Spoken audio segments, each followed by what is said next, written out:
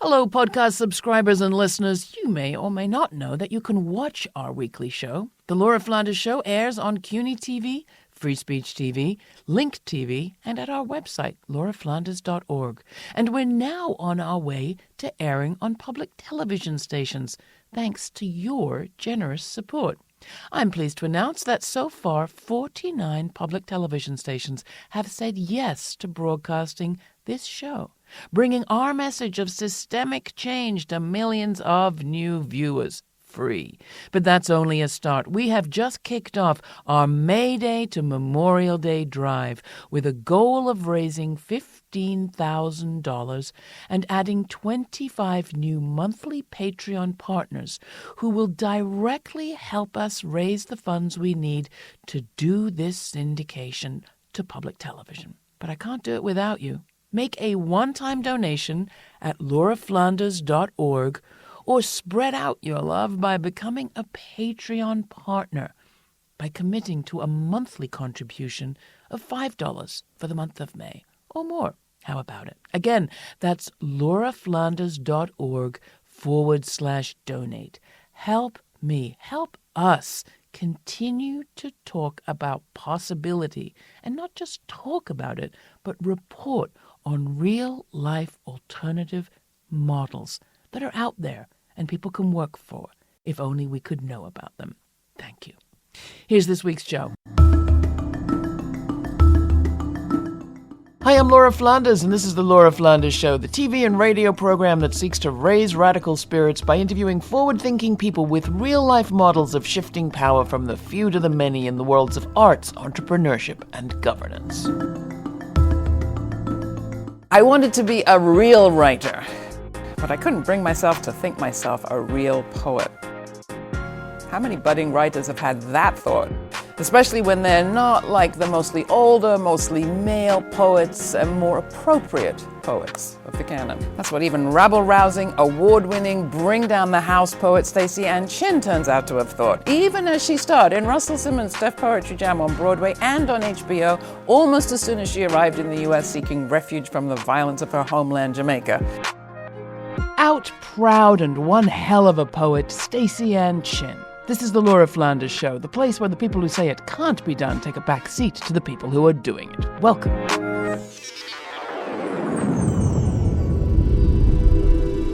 Finally, so happy this happened, she was persuaded that it was time the world needed a real published book of her poems, Appropriate Be Damned. Crossfire is the name. It is just out from Haymarket Books. Heaven, thank you. Jesus, be glad. Staceyann, thank you so much for doing this and for coming thanks for having me, Laura. I just heard you in the green room, and a young woman said, actually, I'm a poet. Mm-hmm. And you said, where's your book? You haven't had a book for 30 years. I know. Guilty as charged. And still rather a reluctant published poet just now. So what was the reluctance about? It's many things. I mean, I grew up in post-colonial Jamaica. Oh, well, that'll do it.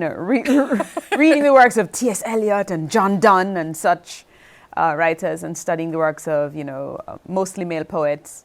And then I met Derek Walcott, who invited me to study with him, and I went and studied with him. Also from St. Lucia, I think? From St. Lucia, and he was a celebrated writer and poet. And he would say to me, you really do have a talent with a turn of phrase, but you would be such a good writer if you would just abandon this feminist ideology and stop writing about your vagina. And he actually said something like, words like rape don't belong in a poem. How many generations have been told that, do you think? I imagine it's more than one. But it affected you, even you. Even me. I mean, it's so interesting how my whole life I've been dukes up, ready to fight, loud, resistant. If there's a noise to be made, I'm probably in the middle of that noise making. And then when I was attacked on campus in Jamaica, when I came out as a lesbian and I was assaulted by some boys in a bathroom, the thing that stopped me from talking about it was not the thing itself. I mean, I'm sure I carried some shame about my own assault, but the thing that made me not say a word is my not having said a word during the attack. I was so ashamed of the complete turnaround from being so loud and so rebellious and in your face, and I don't take it from anybody. And I didn't say a word during that attack at all. I let them do whatever they wanted to do. And I think I was so ashamed of that, because I had kind of built my identity on being a loudmouth, being a person who would hit back, a person who would always speak out, a person who would never lie still while 12 boys did whatever they wanted with my body. And that carried through into your anxiety about thinking of yourself as a poet? I think my work is so deeply informed by issues of being a woman, issues of living in a body tagged female at birth. My vagina is very present in my work. The way that I experience the world as a result of having the ability to carry a human being into its own existence. And all the works that I had read, even though I understood the power of speaking out for women's rights, speaking out against systematic oppression, there was a way that poetry existed in my head as a thing of quiet beauty, a thing of grace, a thing of ethereal, philosophical meandering somewhere in the clouds, somewhere. They weren't visceral yawps delivered from stage out from a place of pain and survival and shame. So as you collected the work to put it between two covers, does it seem different to you? I am... It brings up a lot. I believe in the work that I do. I believe it is necessary in order for us to survive. I believe that without these screams, without these marches, without this push towards insisting that we exist and that we have been hurt and that we intend to keep breathing. Yeah. Without that, we are dead. And those who have cruelty at the center of who they are will win. Yeah. And I never, ever, ever, ever will allow that to happen as long as I have breath, as long as people around me who are resistant. And so I understand the power of that. But there's a way that the institutions given over to longevity and legacy, even as I understand how important my work is, I certainly did not take ownership of any of that institutionalized legacy as my own. In fact, I have lived outside of it and even worn that as a kind of stripe that I'm outside of it. And so inside of it, I stand very weirdly, like Audre Lorde said. I love you so much, Staceyann. And I just have to say that I think I hear something that is so important, which somehow has to do with allowing yourself to be in a canon, allowing yourself, your words to allowing exist, them to take these words that have been my own weapon and to lay it in a museum somewhere. I worry that it might be a kind of death for them. Yes, okay. Well, I don't think it will be, for one thing, because as far as I can see, you're not about to stop performing. For sure. I think there's an extraordinary future for people to be able to read your work.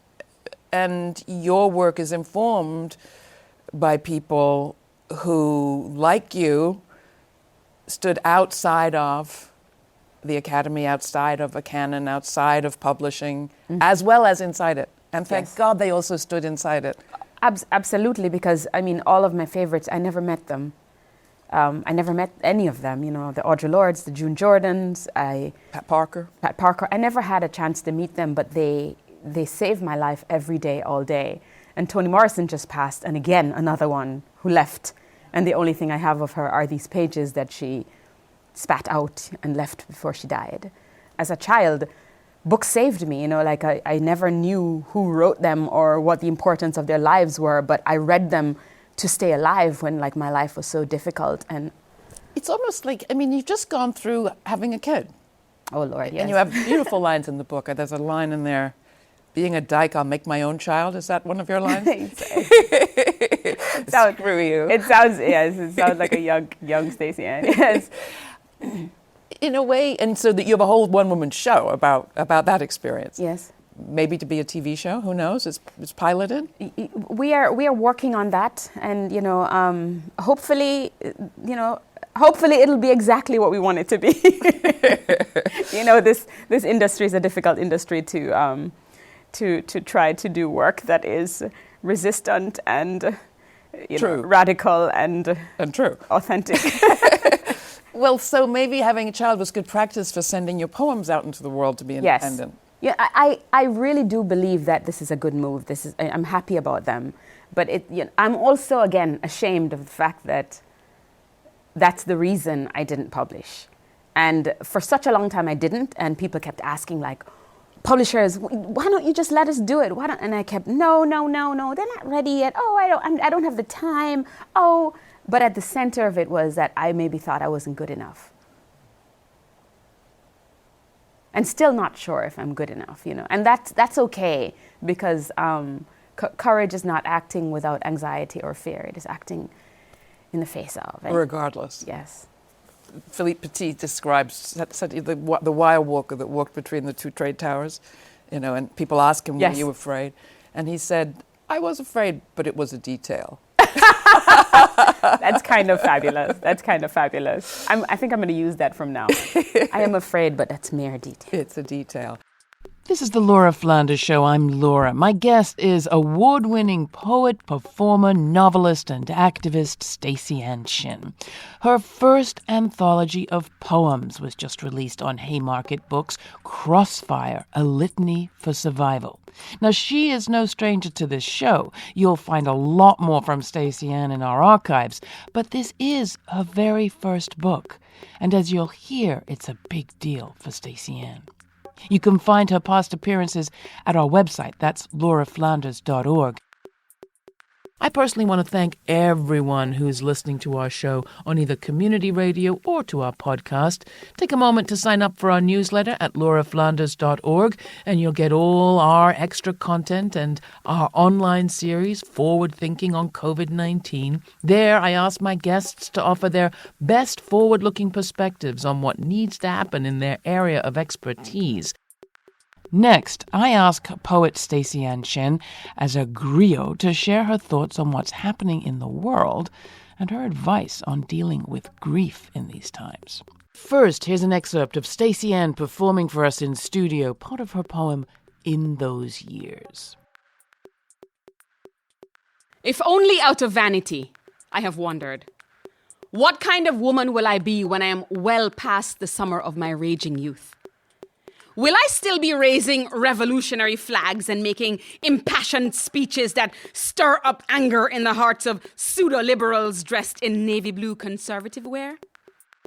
In those years when I'm grateful I still have that good, sturdy bladder, will I be more grateful for that than for any forward movement in any current political cause?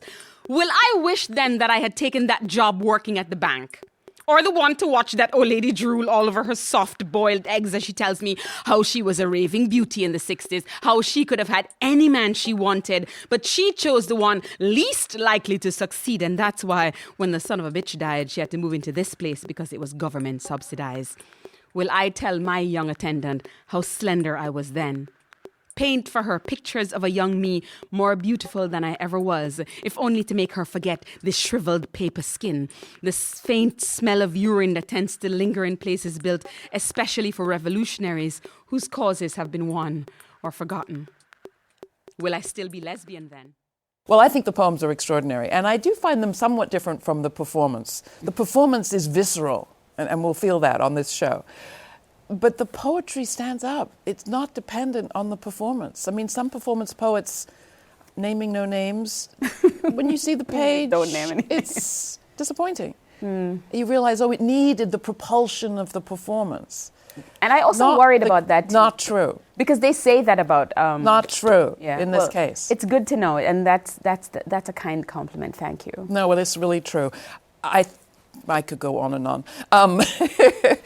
Do you want to talk a little bit about what's happening in the world? Do you want to talk about what you're doing right now? Because I know I've forced you to be super personal, and I don't want you to feel denied. And weeping. Come on, Laura, stop it. I mean, there should be no weeping. This is all feminists, fists in the air, ready. Well, ready to take on this orange-headed. I think we're in a period where if we don't deal with the grief, we're not going to get the power that also comes from that. Indeed. If we're not feeling grief in this moment, we're just not paying attention. I know. I mean, I oscillate, vacillate, swing between wanting to just being an ostrich and stick my head in and say like, oh yes, I will just, go over here and like use my Ziploc bags and my overpackaging and, drive in my car that is using fuel that is draining the earth's sustenance. I would just do that and not pay attention to what's happening in the world.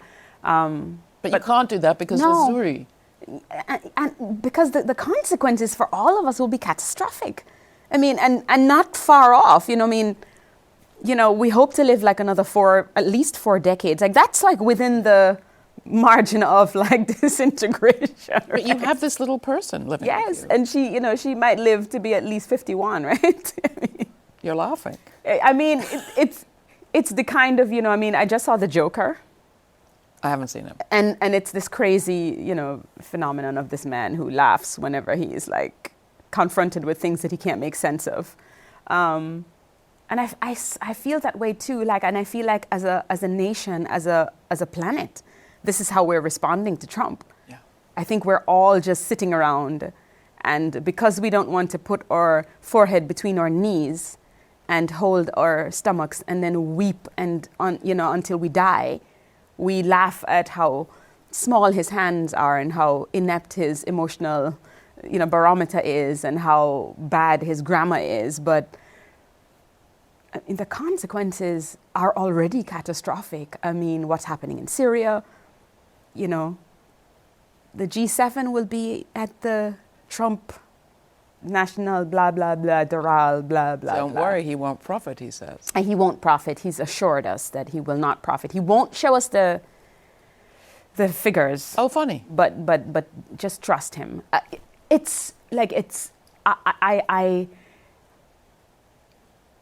am struggling to find the words that will articulate this moment for us. I'm struggling to find a way to make sense of how we must respond to this phenomenon.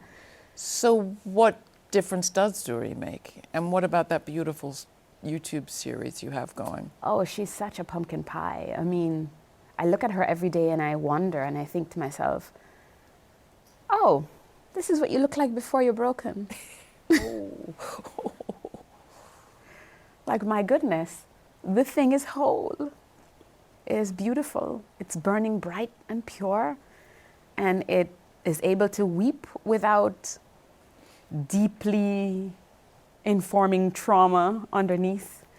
It giggles with tears still on its face. She is amazing. She's able to hold her boundaries, but still, be kind.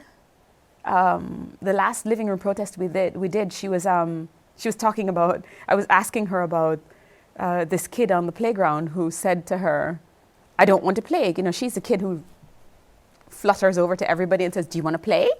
And then the kid says, no. And then she kind of flips to the next kid and goes to, and I said, well, aren't you sad? Are you unhappy about it? And she says, no. I said, are your feelings hurt? Because here I am, abandoned child. If they tell me that I can't drink from that water fountain, or if I can't sit in this chair because the chair will break, I'm weeping because I feel rejected. And the kid is like, no, maybe he didn't feel like playing, or maybe he didn't feel like making friends today, or maybe he played a lot with his other friends and now he just wants to be alone. But you should just let people decide. And that was the end of the conversation. And this happened out of nowhere. You can see me in the video going huh? You're raising her a little different from how you were raised. I think, this notion of raising the kid, I don't know if that happens. I'm kind of just staying out of, I'm not doing the things that I know for sure will break her. So I'm kind of staying out of her way a little bit, just kind of letting her navigate as much as I can, as much as someone with all my trauma can. But I learned so much from her. I mean, I'm learning that you can be strong and fierce and be kind at the same time. Before Zuri's arrival, I wasn't so deeply aware of that as a truth. Well, and you can be alive and a performer and a published poet at the same time. Yes, I thought that, I worried that when she was born, and I thought everything about her was so cute. Her feet and her poop and her eyes and her fingernails. And then I worried that I wasn't going to be fierce anymore, that I couldn't find any anger. And then the first person who said something to me online about her, I wrote this like searing, like cuss him out thing. And I was like, okay, I'm just better at like channeling it now. And I'm able to find joy more now, I think. You can find that poem, the title of which we can't say on the air, in the book. But before we end, we're going to let our wonderful friend Staceyann Chin perform. Here's Staceyann. Not my president. Every time I step to a microphone, I develop an uncontrollable urge to shout, Donald J. Trump is not my president. And that's not just because I didn't vote for the fool, not just because he's become the latest tool members of the contemporary clan pull out from their modern day sheets to remind us of when their cloths covered this land with the brutal hand of white racist terror. If you have ever had to dress down some melanin challenge mother talking about all lives matter, raise your right hand and say amen. Amen. So you know exactly what I mean when I say Donald J. Trump cannot be recognized as no mother president. First of all, he's been on this planet for 70 years and still has the vocabulary of a third grader. Not to mention his mouth always looks to me like an incontinent ass that can't hold its own bull in, spewing the septic defecation of ignorance and discrimination, contaminating the already polluted air with inarticulate entitlement, steady providing validation for all them other white men who feel like equal opportunity for anyone else means that we are trying to oppress them. Donald J. Trump could never be my president because he began his political career by questioning the legitimacy of the first black president elected in a country built upon the hard-working backs of African Americans. He could never be my president because he had the gall to call for President Barack Obama's birth papers as if this were 1831 and he was one of them cruel white men free to grab any black body and demand documents. In the America we are currently fighting to create, men like that can no more lead us than can a predominantly white police force protect the black descendants of the very brown bodies they enslaved to gain the racial advantage they refuse to let go of, no matter how obvious it is that in America, race and opportunity are linked, like poverty and the prison system, like rape and one's right to choose, like who has wealth and who pays the least taxes, like gerrymandering and who gets the right to vote. It's time poor white folks admitted they've been sold a 6 for a 9. This con artistry of race and sex and economy isn't new. Donald J. Trump is just another white knot in the noose they keep tying around the necks of the disadvantaged majority. Just another fairy tale they tell in the elaborate inheritance of lies they sell to anyone who isn't rich and white and longing for the good old days when racially cloaked narratives of nationality was the only history available to average Americans, fed to them to keep them from being woke, to keep them from poking too deeply into whose pockets most of the wealth that ordinary people work for from 9 to 5 every day in this country goes. Black people have had enough of this systematic bull. Between 500 years of unrelenting racism and the recent rise of this fake-ass, overtanned, idiotic orangutan, black bodies have got no more tears left to cry. We ready to try some next-level to resurrect some Black Panther, Angela Davis, Assata Shakur. I'm willing to bet the same is true for the rest of y'all mother.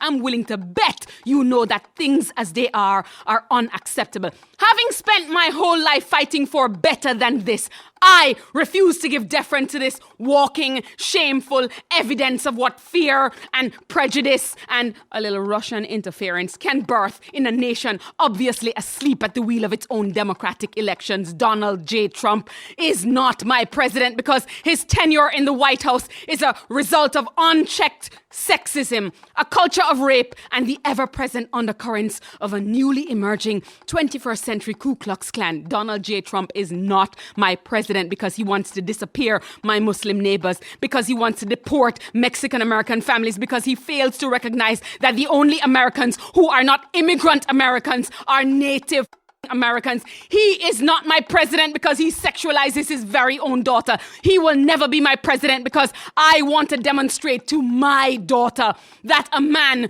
who boasts about grabbing women by their vaginas without their permission does not ever deserve her respect, no matter who he is or how rich he says he is. That even though that egotistical airhead masterminded and pulled off the greatest political coup in the history of modern elections, he remains nothing but an illegitimate, embarrassing burden I hope we won't have to carry for the whole 4 years. Every time I see this orange snake slithering around on my screen, I want to break the TV, rip it off the wall and let it fall from my 5th floor apartment. I wish I could just close my eyes and pretend that none of it is happening.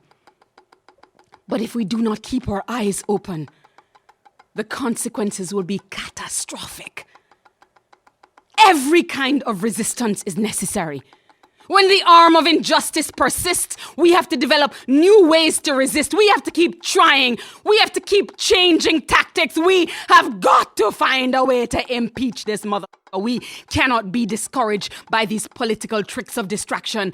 And it might take longer than we anticipate to get this off our TVs, out of office, and outside of our collective consciousness. It could take a year or two. God help us, it could take another 4. But no matter how long it takes, we have to keep to the truth of what we know. This buffoon cannot lead us, so we cannot follow him to the sordid places he will have us go, no matter how normalized the actions of this incredibly imbecilic and inhumane administration. No matter how numb we become to what the news anchors say, you have to say something different to yourself.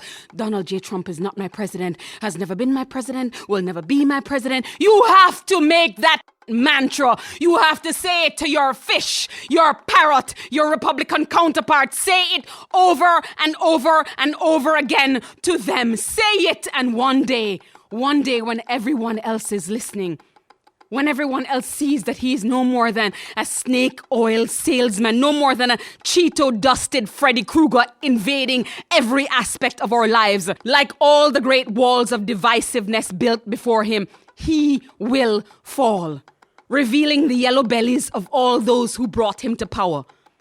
And whoever is responsible, be it Vladimir or one of them funny-looking Trump children, whoever it is, that Iago mother will have to answer to the rest of humanity for this small-handed wrinkle in this bomba warp in time. Staceyann, thank you so much. That was Staceyann Chin performing Not My President from Crossfire, A Litany for Survival, her long-awaited anthology released on Haymarket Books. You can find a whole lot more about her book, her past appearances, and some recordings of more poems coming up at patreon.com/The LF Show. That's where our member subscribers share their thoughts on the program. I weigh in too, and we all share our thoughts on what we're hearing, seeing, and doing in these times. Are you writing poetry? Share. I'll see you at Patreon. That's it for the program. You can find our Patreon community at patreon.com/The LF Show. Thanks.